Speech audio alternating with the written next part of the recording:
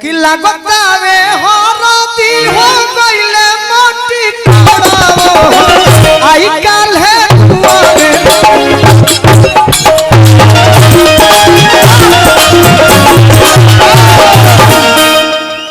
इसी यही अंदाज तो आपका देखना चाहते थे बाकी एक बार और अरे जोन हम देखो भोजपुरी में कट दुए गो भई एगो गायत्री ठाकुर है एगो गोलू राजा हाँ तो आई काल है दुआरे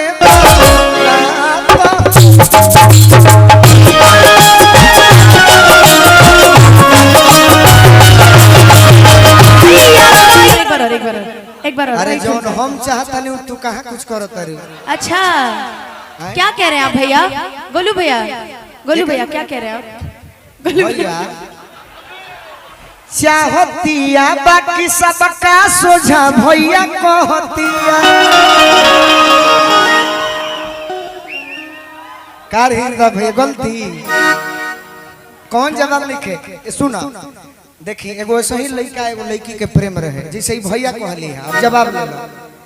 पास पड़ोस के रहली रोज हो खेता काटा की हमारा उनका कुछ नया रवा रह गइल रहे बोले खाती हमरो उनैया धरती चाहतिया बाकी सबका सोझा भैया कहतिया इहे अनुपमा होई कि आज समाज में भैया कहतरी बाकी इहे अनुपमा होई जब हमके पाए जाले माने मिल जाले जब हमके पाए जाले अरे कतही कोरा में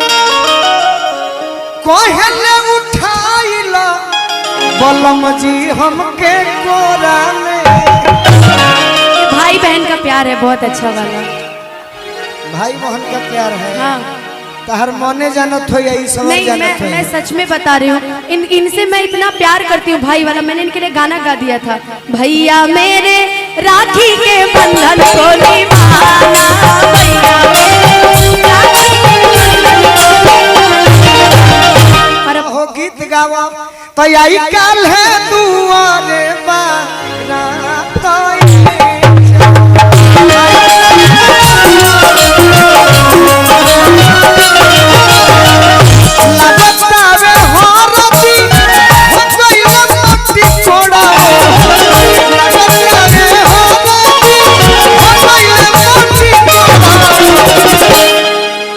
डांस करके हमरा के दिखाओ तो हाँ लेकिन हम जो गाएंगे उस पर डांस करेंगे कौन गाओ मैंने आप ये गा के कंप्लीट कीजिए जैसे हम भी अगर गाना गाएंगे अच्छा ठीक चलिए हाँ गोल्डन भैया पुरस्कार देंगे अच्छा आई काल है दुआरे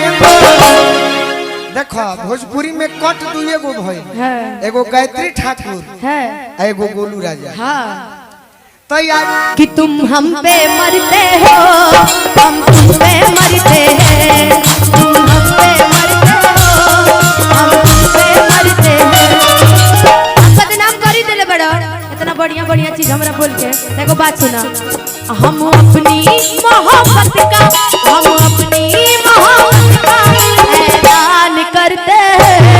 तुम पे मरते हो हम तुम पे मरते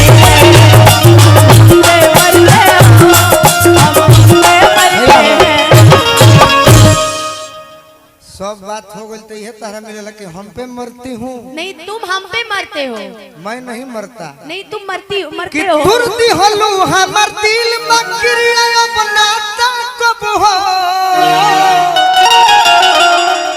बाकी हम ताय अपना गाड़ी के शीशा से तोहके झांकब हो सुना ये सब सुकबंदी मिला के निशा ऊपर ध्यान मत बना उनकरा हमरा उनके बने के नहीं खी सुना देखो ओरिजिनल बात कि तुरती हलू हमर दिल अच्छा अरे प्यार मुलायम होला अनुपमा। हाँ। प्यार अखरा ना होला ना। अब प्यार के जोखे खातिर कोनो किलो अब बटखरा ना होला। ऐसा लोगों के लिए शायरी बना था कि वो आए थे मेरी कब्र पर आंसू बहाकर चले गए, कि वो आए थे मेरी कब्र पर आंसू बहाकर चले गए और दिए में थोड़ा तेल बचा था टकले पर लगाकर चले गए। टकले पर लगाकर चले गए रहो ना रहो। जेकरा के रुपया जननी उपाय निकलल, जेकरा के रुपया जननी उपाय निकलल, जेकरा के भाई जननी उ कसाई निकलल। ए भैया जेकरा के कुंवार जन के प्यार कोइनी उ सात लइका के माई निकलल। हम जेकरा से प्यार करनी हो नहीं के भाई निकलल। अरे कितुर दी हलू हमर दिल बाकिरिया अपना तक हो पक्का ना बाका ठीक बा तोहर ईर्खा जान दोसर माल राखबो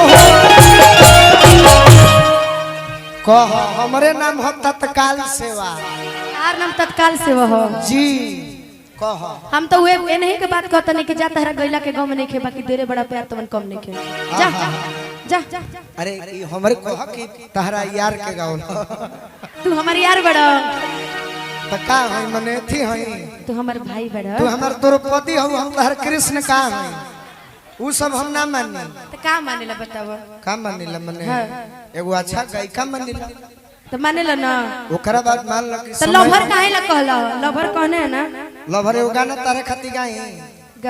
कि लागत आवे हो रोती हो गइले मोटी कोड़ाओ आई काल है दुआरे